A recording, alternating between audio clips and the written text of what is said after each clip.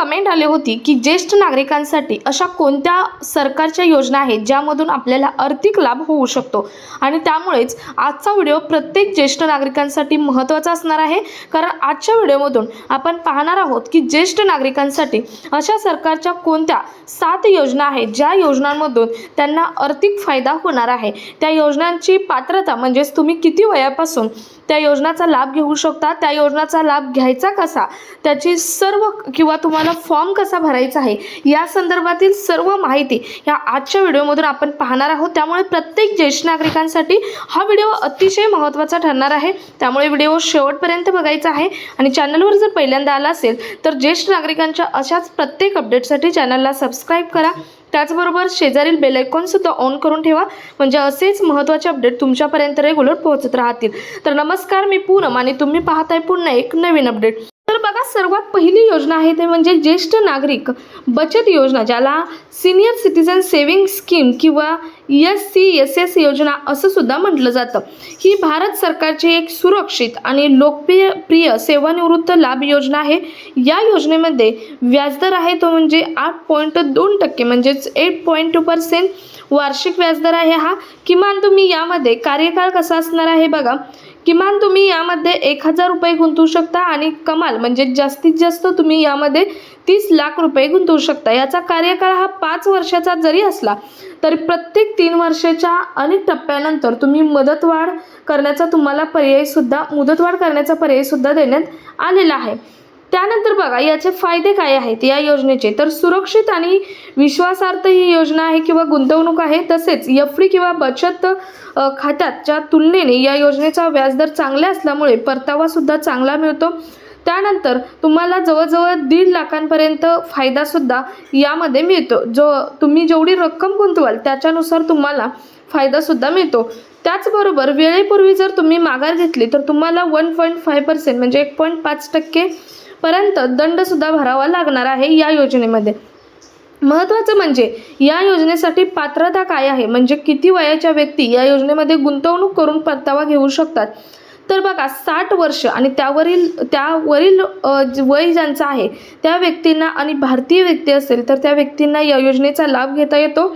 महत्त्वाचं म्हणजे ही योजना केवळ एकट्याची नाही तर दोघांना मिळून असं जोडीदारासह या योजनेचं खातं ओपन करता येतं। ज्यांच्या इच्छेनुसार, ज्यांना एकट्याचं करायचं आहे तो एकटाही करू शकतो किंवा जोडीदारासह खातेही या योजनेत ओपन करता येते। तसेच 55 ते 60 वयोगटातील जे सेवानिवृत्ती व्यक्ती आहेत त्यांनी ऐच्छिक सेवानिवृत्ती योजना म्हणजेच VRS किंवा सेवानिवृत्ती निवड करताना त्यांनी सेवानिवृत्तीचे VRS मिळण्याच्या 1 महिन्याच्या आत गुंतवणूक केल्यास ही सवलत त्यांना मिळणार आहे। तर त्यानंतर बघा या योजनेसाठी तुम्ही खाते कुठे ओपन करू शकता, तर या योजनेसाठी तुम्हाला खाते ओपन करायचे आहे ते म्हणजे सर्वात सुरक्षित ठिकाण म्हणजे तुम्ही या योजनेसाठी पोस्ट ऑफिसमध्ये खाते ओपन करू शकता किंवा कोणत्याही नॅशनलाइज बँकेत सुद्धा खाते ओपन केलं तरी सुद्धा चालणार आहे। प्रायव्हेट विभाग असे अनेक आहेत की जे या योजनेचे खाते ओपन करून घेतात, परंतु त्यावरती आपण 100% भरोसा ठेवू शकत नाही। त्यामुळे सर्वात बेस्ट ऑप्शन गव्हर्नमेंट म्हणजे सरकारच्या अंडर चालणारं पोस्ट ऑफिस आहे। याच्यामध्ये तुम्ही खाते ओपन करून तुम्ही या योजनेचा लाभ हा घेऊ शकता। त्यानंतर पुढची योजना आहे ती म्हणजे अटल पेन्शन योजना। आता अटल पेन्शन योजना बघा त्याला APY असं सुद्धा म्हटलं जातं। ही भारत सरकारची एक सामाजिक सुरक्षा योजना आहे। या योजनेअंतर्गत वयाच्या 60 वर्षानंतर दरमहा 1000 ते 5000 रुपयापर्यंतची हमीयुक्त मासिक पेन्शन मिळते। ही योजना प्रामुख्याने असंघटित क्षेत्रातील कामगारांसाठी आणि सर्वसामान्य नागरिकांच्या आर्थिक स्थैर्यासाठी सुरू करण्यात आलेली योजना आहे।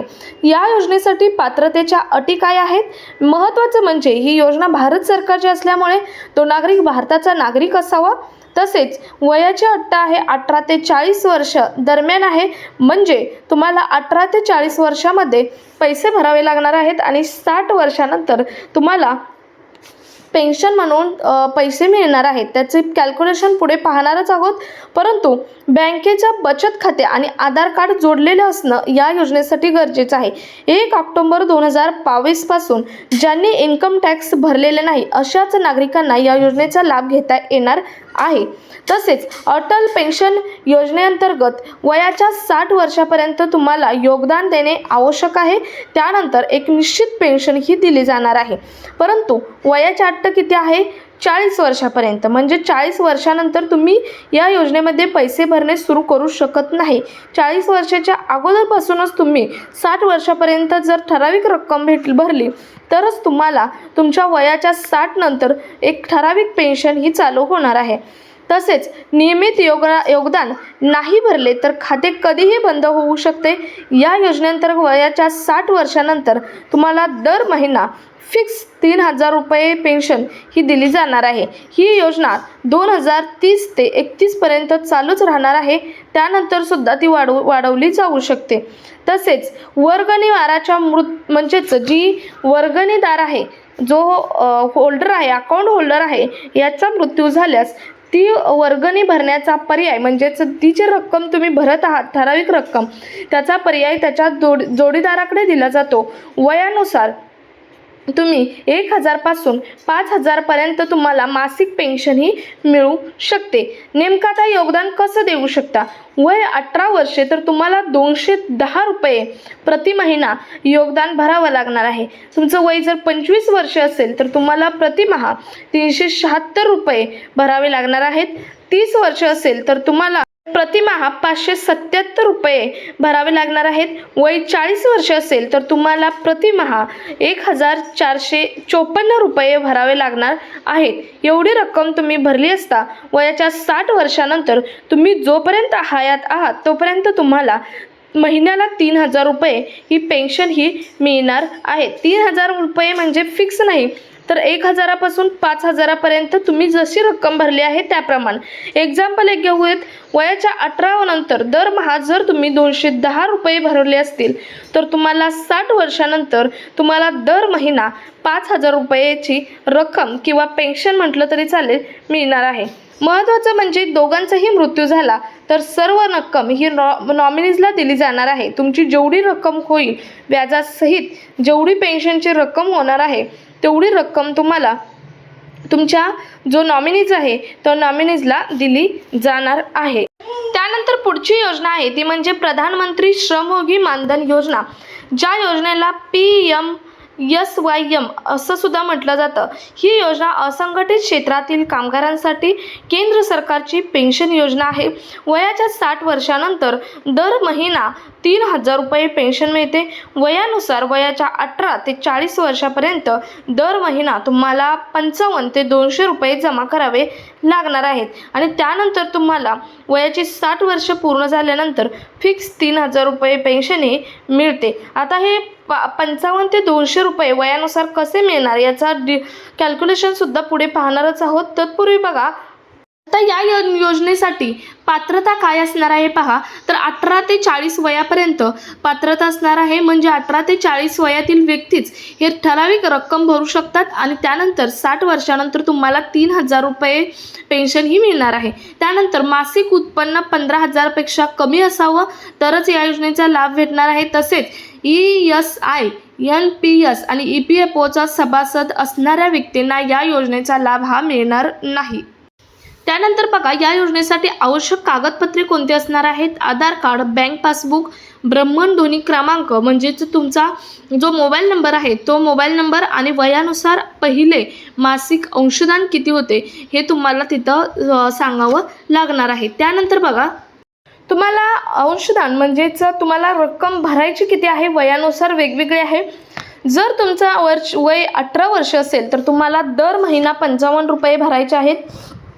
त्यानंतर तुमचं वय 19 वर्ष असेल तर 58 रुपये, 20 वर्ष असेल तर 61 रुपये, 21 वर्ष असेल तर 64 रुपये, 22 वर्ष असेल तर 68 रुपये, 23 वर्ष असेल तर 72 रुपये, 24 वर्ष असेल तर 76 रुपये, 25 वर्ष असेल तर 80 रुपये आणि 26 वर्ष असेल तर 85 रुपये तुम्हाला मासिक भरावे लागणार आहेत. आणि त्यानंतरच तुम्हाला महिन्याला 3,000 रुपये 60 वर्षानंतर पेन्शन ही मिळणार आहे. त्यानंतर बघा 29 वर्ष व्यक्तीचं असेल तर त्याला 100 रुपये भरावे लागणार आहेत. 30 वर्ष असेल तर 105 रुपये, 31 वर्ष असेल तर 110 रुपये, 32 वर्ष असेल तर 120 रुपये, 33 वर्ष 130, 34 वर्ष 140, 35 वर्ष 150, 36 वर्ष 160 रुपये, 37 वर्ष 170 रुपये आणि 38 वर्ष 180 रुपये, 39 वर्ष 190 रुपये असे तुम्हाला योगदान हे भरावं लागणार आहे. आणि त्यानंतर तुम्हाला दर महिना 60 वर्षानंतर जे रक्कम किंवा पेन्शन आहे ती पेन्शन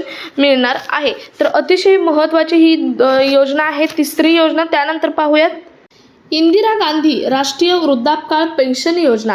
ही केंद्र व राज्य शासनाची एक सामाजिक सुरक्षा योजना आहे. या योजनेअंतर्गत दारिद्र्य रेषेखालील म्हणजेच BPL कुटुंबांमधील 65 वर्ष किंवा त्याहून अधिक वयाच्या ज्येष्ठ नागरिकांना दरमहा आर्थिक मदत दिली जाते. महाराष्ट्र राज्य सरकारच्या जोडणीमुळे या लाभार्थ्यांना एकूण दरमहा 15,000 रुपयांपर्यंत आर्थिक लाभ 1500 रुपयांपर्यंत आर्थिक लाभ मिळतो. त्यानंतर बघा पात्रता आणि लाभ काय आहेत. वयोमर्यादा असणार आहे 65 वर्ष किंवा त्यापेक्षा जास्त. कौटुंबिक स्थिती अर्जदार काय असणार आहे. कौटुंबिक स्थिती अर्जदार दारिद्र्य रेषेखालील म्हणजेच BPL कुटुंबातील असावा. पेन्शन रक्कम 65 ते 79 वर्षे वयोगटातील पर्यंत व वृद्धांना केंद्र व राज्य शासनाकडून एकत्रित दरमहा 15 रुपयांचा लाभ मिळतो. आता योजनेची पात्रता नेमकी काय आहे बघा. वयोमर्यादा असणार आहे 65 वर्ष किंवा त्यापेक्षा जास्त. कौटुंबिक स्थिती ही अर्जदार हे दारिद्र्य रेषेखालील म्हणजेच BPL रेशन कार्ड धारक असावा. पेन्शन रक्कम म्हणजेच 65 ते 70 वर्षे वयोगटातील वृद्धांना केंद्र व राज्य सरकारकडून एकत्रित दरमहा रुपये 1000 दिले जातात. त्यानंतर बघा आवश्यक कागदपत्रे कोणती असणार आहेत. तर पहिलं म्हणजे आधार कार्ड. दुसरा आहे वयाचा पुरावा म्हणून शाळा सोडल्याचा दाखला, जन्माचा दाखला किंवा मतदान ओळखपत्र असलं तरी चालणार आहे. उत्पन्नाचा दाखला किंवा BPL रेशन कार्ड म्हणजे शिधापत्रिका असलं तरी चालणार आहे.